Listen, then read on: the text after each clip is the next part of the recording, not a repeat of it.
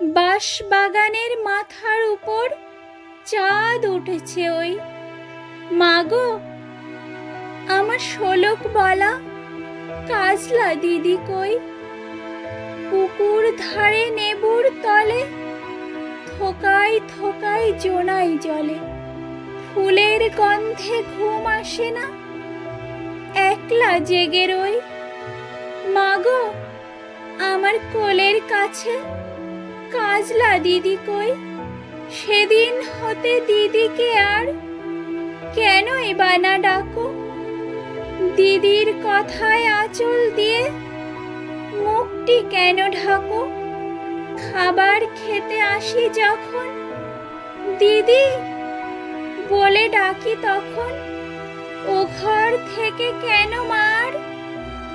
দিদি আসে না কো, আমি ডাকি তুমি কেন চুপটি করে থাকো? বল মা, দিদি কোথায় গেছে? আসবে আবার কবে? কাল যে আমার নতুন ঘরে পুতুল বিয়ে হবে।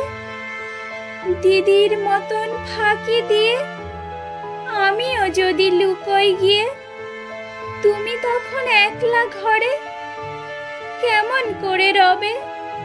আমিও নাই, দিদিও নাই, কেমন মজা হবে। ভুঁই চাপাতে ভরে গেছে শিউলি গাছের তল।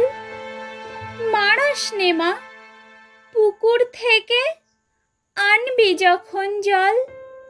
ডালিম গাছের বেড়ার ফাঁকে বুলবুলিটি লুকিয়ে থাকে। দিস না তারে উড়িয়ে মাগো, ছিঁড়তে গিয়ে ফল। দিদি এসে শুনবে যখন বলবে কি মা বল? বাঁশ বাগানের মাথার উপর চাঁদ উঠেছে ওই।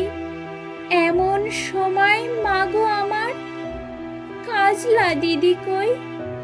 বেড়ার ধারে পুকুর পাড়ে ঝিঝি ডাকে ঝোপে ঝাড়ে। নেবুর গন্ধে ঘুম আসে না, তাই তো জেগে রই। রাত হলো যে, মাগো আমার কাজলা দিদি কই?